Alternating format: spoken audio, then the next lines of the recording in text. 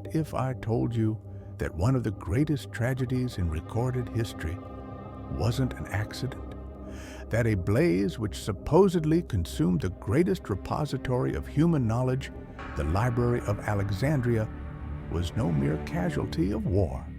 It was deliberate, and someone, powerful figures in ancient history, stood to gain everything by ensuring that knowledge vanished.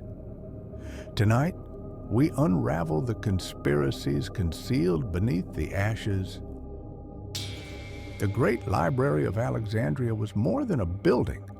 It was the world's first global repository, hosting at its height anywhere between 40,000 and 400,000 scrolls, possibly even up to 700,000, according to later claims. It was the engine of Hellenistic knowledge, home to scholars like Eratosthenes, who measured the Earth's circumference, Zenodotus, who cataloged Homer's texts, and Hero, an early inventor of steam-powered device. Founded under Ptolemy II Philadelphus, 285 to 246 BCE, and part of the Mauseion, the library symbolized a melting pot of learning, philosophy, science, drawing scholars from across the ancient world. This shining beacon endured for centuries, so how did it vanish? And more disturbingly, why? The official story, it's muddled. First, Julius Caesar's famous fire in 48 BCE. His troops, trying to burn docks during civil war, accidentally spread flames to the library, destroying perhaps tens of thousands of scrolls. A few centuries later, in 391 CE, Bishop Theophilus destroyed the Serapeum, the daughter library, to eliminate pagan thought during Christian rule.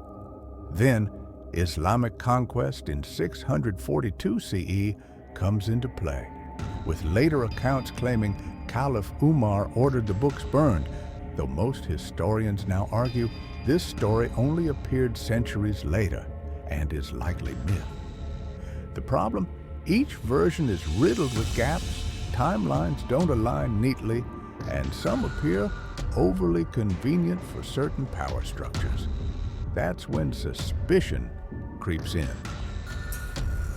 Let's begin with the man most often blamed, Julius Caesar, a military genius, a political powerhouse, and a man who understood the value of power, not just on the battlefield, but in the mind. In 48 BCE, Caesar arrived in Alexandria, embroiled in a civil war not only within Rome, but between Cleopatra and her brother Ptolemy XIII. During intense street fighting, Caesar ordered the harbor and Egyptian fleet set ablaze to block Ptolemy's forces. But the fire spread, and according to some historians, it reached the Library of Alexandria, turning priceless scrolls to ash. On the surface, it seems like an unfortunate accident.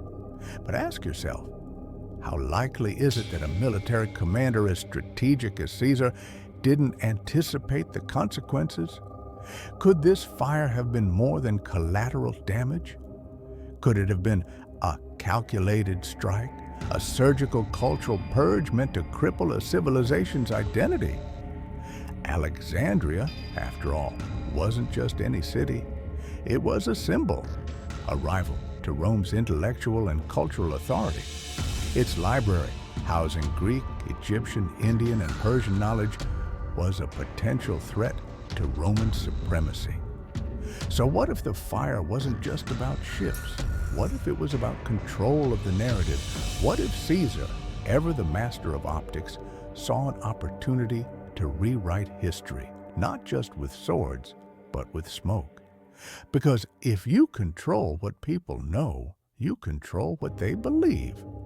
And for an empire built on ideology as much as force, that may have been the real war being fought in Alexandria. Now, we move to a period even more turbulent, the rise of Christianity in the Roman Empire. By the 4th century CE, Christianity wasn't just a fledgling religion, it had become the official faith of the empire. And with that shift came a deep, aggressive transformation. Pagan temples were repurposed, idols were smashed, and knowledge became dangerous. The Library of Alexandria, or more specifically its sister branch, the Serapeum, had survived Caesar's fire. But it didn't survive the zeal of early Christian leaders. In 391 CE, under Emperor Theodosius I and the command of Bishop Theophilus of Alexandria, the Serapeum was destroyed. Christian mobs, incited by the new doctrine of orthodoxy, stormed the temple. Statues were toppled, scrolls likely seen as heretical or blasphemous were burned. But here's the critical part. This wasn't random vandalism. It was ideological warfare. The Christian leaders of the time weren't just fighting against idol worship, they were fighting against ideas. Many of the scrolls preserved in Alexandria were deeply rooted in Greek philosophy, astronomy, science, mysticism, belief systems that contradicted the creationist, monotheistic view of the church. So, what happens when your truth is threatened? You erase the competition. The destruction of these texts wasn't collateral damage. It was intentional cleansing, a campaign to rewrite the boundaries of acceptable knowledge. Because if you're building a new world order, one unified under a single doctrine, you can't have the past whispering contradictory truths. You can't have scrolls suggesting that the stars influence destiny, or that the earth is older than Genesis allows. And in this purge, we lost more than knowledge. We lost diversity of thought. We lost nuance. And we lost the evidence of what might have been a more pluralistic, interconnected understanding of the ancient world. In the ashes of Alexandria, the church didn't just destroy scrolls. They helped forge a new intellectual dark age, one where questions were no longer sacred and answers were dictated from the pulpit. Finally, we come to one of the most persistent tales, the story of Caliph Umar ibn al-Khattab and his alleged role in burning the remaining scrolls of the Library of Alexandria after the Islamic conquest of Egypt in 642 CE. The legend is dramatic. It claims that when Umar was informed of the vast store of knowledge in Alexandria, he replied with chilling logic. If the books agree with the Quran, they are unnecessary. If they disagree, they are heretical. Either way, burn them. It's a powerful quote, so powerful, in fact, that many still believe it today. But there's a problem: it likely never happened. Modern historians point out that this story doesn't appear until centuries later, first emerging in 12th century Christian writings, long after the events supposedly took place. No contemporary Islamic source mentions such a decree. No official record from the time corroborates it. So if the story was fabricated, why? Consider this. The tale of Umar's destruction might have served political and ideological agendas in later eras, especially in Europe. It painted Islam not as a preserver of knowledge, which it often was, but as a destroyer of civilization's most precious asset. It became a convenient myth, one that could be weaponized to justify crusades, cultural superiority, or religious division. And yet, while the story may be false, its existence tells us something true, that every empire, every rising power faces a choice: absorb knowledge or erase it. In the case of early Islamic civilization, many scholars argue they chose absorption. During the Islamic Golden Age, cities like Baghdad, Damascus, and Cordoba became new hubs of learning. Translations of Aristotle, Galen, Euclid, and Ptolemy reappeared in Arabic manuscripts.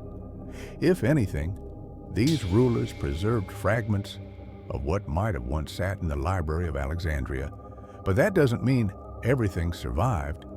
In times of conquest, chaos, and power struggles, scrolls were lost through neglect, war, or retribution. Whether intentional or accidental, the result is the same: silence. Each ruling faction, Romans, Christians, and Islamic empires, emerges not just as a possible culprit in Alexandria's destruction, but as a participant in something far more profound: the rewriting of reality. Because when knowledge dies, truth doesn't just disappear. It becomes malleable, shaped by the hands of those who write the next chapter. And in Alexandria, that chapter was sealed in smoke. Now let's dig even deeper into the psyche of empire. Think about what the Roman elite feared most. It wasn't rebellion. They had armies for that. It wasn't even rival kingdoms. They could be conquered. No, the real threat was ideas. Alexandria wasn't just a city. It was a challenge, a place where science, philosophy, and foreign thought converged freely, often clashing with Roman orthodoxy and hierarchy. The elite understood something crucial. If knowledge is power, then controlling knowledge is control itself. In Alexandria, scholars studied the stars, questioned the gods, mapped the globe, and debated truths that undermined Roman propaganda. Imagine a city where information wasn't filtered through Caesar's decree, but discovered, tested, and shared. That wasn't just inconvenient, it was dangerous. So what do you do when an intellectual rival threatens the foundation of your rule? You don't debate them. You don't argue in the public square. You erase them. You silence their scribes. You scatter their scrolls. You let fires speak louder than philosophers. Julius Caesar may have lit the first match, but the Roman elite, they may have watched it burn with relief. Because whether by fire, censorship, or the slow rot of neglect, eliminating a center of intellectual independence like Alexandria secured Rome's dominance over the narrative. And in an age without printing presses, digital backups, or viral videos, once knowledge was gone, it was gone. The destruction of Alexandria wasn't just the loss of scrolls, it was the extinction of alternatives. Alternative science, religion, medicine, cosmology, ideas that might have outshone Rome itself. So ask yourself, did the library fall to chaos? Or was it sacrificed on the altar of imperial control? Let's return to the early centuries of the Church, an era of redefinition, power grabs, and purification. By 391 CE, the Christian Church had shifted from being a persecuted underground movement to the dominant ideological force within the Roman Empire. The Council of Nicaea, held in 325 CE, had set the tone. Doctrinal unity was now the goal. Heresies were to be crushed. Alternative theologies, once debated in public forums, became threats to authority. And in Alexandria, one monument stood in defiance of that mission, the Serapeum. This wasn't just a temple to the Greco-Egyptian god Serapis. It was a sanctuary of scrolls, wisdom, and ancient learning. One of the last places where pagan scholars still read, wrote, and taught ideas that challenged the new Christian narrative. So, when Bishop Theophilus led a Christian mob to destroy it in 391 CE, historians argue it wasn't a random act of rage, it was deliberate ideological warfare. Ancient philosophies, mystery religions, early science, medical texts, and alternative cosmologies, all were likely viewed as spiritual contamination. In the eyes of the Church, knowledge that didn't serve Scripture was heresy in ink. One commentator put it bluntly, if the library had not been torched by a mob of zealots, we would have a much clearer understanding of the origins of religious practices. And that's the most haunting part. What if the answers to our deepest spiritual questions about the connections between early Christianity, Mithraism, Zoroastrianism, Egyptian theology were all in those scrolls? What if those answers were intentionally wiped away to make room for a cleaner, simpler story of salvation? The Serapeum's fall was more than the loss of architecture. It marked the violent closing of an era. Pagan knowledge didn't die out peacefully. It was purged, buried under centuries of silence. And in its place rose a single, unchallenged doctrine, written not just in Scripture, but in the ashes of history. Now let's turn to one of the most persistent and most misleading stories tied to the destruction of Alexandria's knowledge, the tale of Caliph Umar. The story goes like this. In 642 CE, after the Muslim conquest of Egypt, General Amr ibn al-As asked Caliph Umar what to do with the thousands of scrolls still housed in the libraries of Alexandria. Umar's alleged reply? Chillingly simple. If the books agree with the Quran, they are redundant. If they disagree, they are heretical. Either way, burn them. But here's the truth. This story is almost certainly a fabrication. There are no contemporary Islamic sources that record such an event. The earliest version of this account doesn't appear until 500 years later in Christian writings hostile to Islam. Historians like Roy MacLeod and Bernard Lewis have labeled it a myth, likely invented to paint the Islamic world as intellectually destructive, especially during periods of tension between East and West. It's propaganda wrapped in parchment. In fact, during the Islamic Golden Age, roughly the 8th to 13th centuries, Muslim scholars preserved and translated vast amounts of Greek, Persian, and Indian knowledge. Cities like Baghdad, Damascus, and Cordoba became the new Alexandrias, houses of learning, science, mathematics, and medicine. So why would a culture that championed intellectual discovery destroy a library? The answer is, they likely didn't. But the myth served a purpose. In medieval Europe, the story of Umar's command became a cautionary tale, a justification for religious wars, a tool for demonizing Islamic civilization. The irony? While Christian Europe was in the Dark Ages, Islamic scholars were debating optics, chemistry, astronomy, and metaphysics, all thanks to preserved scrolls that might have once resided in Alexandria. Still, we can't be entirely romantic. No empire, Islamic, Christian, Roman, is immune to the allure of controlling knowledge. And in the chaos of conquest, with battles raging and cultures colliding, it's entirely possible that scrolls were lost, not from doctrine, but from neglect, fires, looting, carelessness. But whether the scrolls vanished by flame or by fable, one truth remains. The myth itself reshaped history. It wasn't just about what was lost, but about who was blamed. And in that shifting blame, we see the real conspiracy. A centuries-long war not over territory, but over truth. Meanwhile, the timelines don't quite line up the way you'd expect from a singular catastrophe. Despite Caesar's infamous fire in 48 BCE, some scrolls clearly survived. Records show that the Serapeum, a sister institution of the Great Library, continued functioning well into the 4th century CE.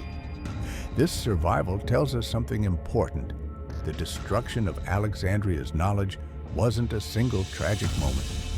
It was a slow burn, a systematic, piece-by-piece erasure stretched across generations. A scroll lost here, a raid there, a purge, a fire, a political shift, until eventually, silence. That kind of loss doesn't happen by accident.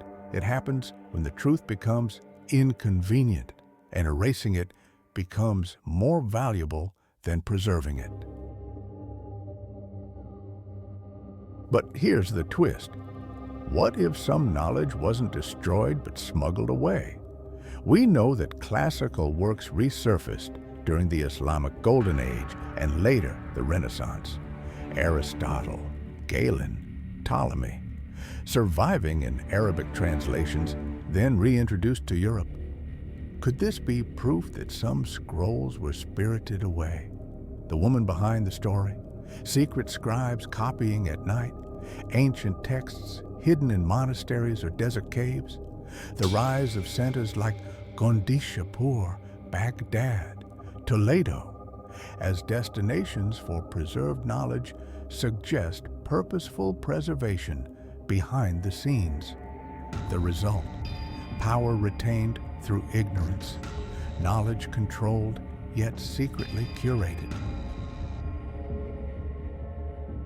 This ancient conspiracy echoes today. Tomes destroyed by war, libraries burned in Gaza, Nazi book burnings.